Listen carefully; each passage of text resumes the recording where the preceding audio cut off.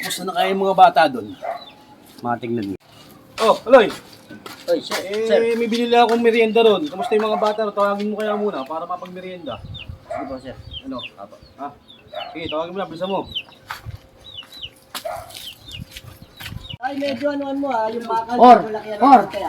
Yun daw mga trabahador papunta daw muna sabi ni boss kasi papamerienda. Merienda? Eh, oras ng trabaho oh. Sabi mo kay boss, siya pumunta rito, dito magpamerienda. Ano, amo pa sasabihin mo ng ganun? Grabe ka naman, pati yung amo, pupunta mo pa. Siya na ngayon nag-utos Minamadali niya akong tapusin to tapos didisturbo niya yung mga tao ko rito. Grabe naman yan. Tapos ako mapipressure sa kanya. Eh di ikaw pumunta kay boss para malaman mo. Hindi, siya papuntay mo rito. Nagtatrabaho kami. Eh di ka magsabi kay boss, natusan lang naman ako Hindi pwede yung ganyan. Kung kailan niya gustong disturbuin yung mga tao, saka niya didisturbuin. Tapos ako mamadaliin niya. Grabe naman yung boss mo. Saan ka nagagalit? Huwag kang magagalit sa akin pagkatusan lang naman ng amo natin Hindi, sabihin mo rin sa amo natin. Hindi pwede yung ganyan. Tignan mo yung mga tao na halos pagod na magtrabaho. Minamadali ko na nga sila para lang matapos na to amo na nga nagsasabi, di ba? Nagko-concern lang yung trabahador di ba? Hindi naman ako pumipigil sa gusto ni boss. Ang akin lang, ako minamadali niya na tapusin tong mga pinagagawa niya rito. At wala siya nakikita daw na natatapos. Ngayon sasabihin niya, yayain niya yung mga tao, magmerienda muna. Oras pa ng trabaho. Kung paliwanag sa amo mo, basta ako, pumunta ako, sabihin ko kung yung sinabi mo. Basta sabihin mo mamaya na pagkatapos ng trabaho. O kaya padala na lang niya rito. Grabe naman si Foreman. Kala mo kasi sino? Boss, Oh. Si Foreman parang ano sinasabi, kay Roy pumunta ro kasi naaabala raw po yung trabaho niya.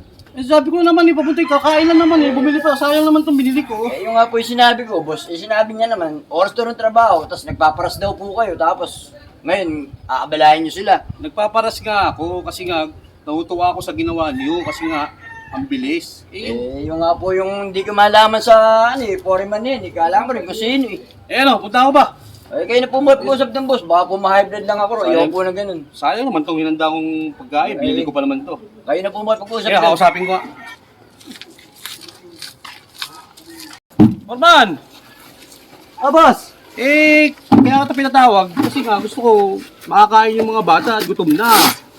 Boss, lagi niyo ako minamadali. Oras pa kasi ng trabaho Oo, nandun na nga tayo, oras na nga ng trabaho. Siyempre, sayang naman yung binili ko pagkain doon, Makakain naman yan mamaya, boss. O baka kakain nyo mamaya, kasi nutuwa nga kasi yung trabaho nyo. Ang ganda nga kasi, kaya sabi ko, bibigyan ko kayo ng kahit paano na palubag-loob ba. Hindi, wala namang problema yan, boss. Makakain naman yan mamaya pagkatapos ng Baka trabaho. pwedeng kumain muna, balik ulit sa trabaho, para naman medyo may power na kasi nanghihina na yung mga tao. Tignan mo naman, Boss, minamadali ko nga kasi minamadali niyo ako Tapos, ngayon, bibitinin niyo yung taong magtrabaho, ginaganahan magtrabaho.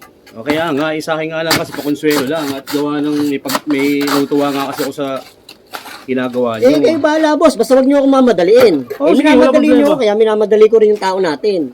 Well, nandun na nga tayo, minamadali mo nga yung mga tao Pero siyempre, sa akin lang din, nutuwa kasi ako. Sige, pwede naman, boss. Kung yan ang gusto mo O, mga bata, merienda daw muna tayo, sabi ni boss. Mamaya na kayo magtrabaho dyan. Tara. Tara, kain muna daw tayo. Nag-aaya si boss.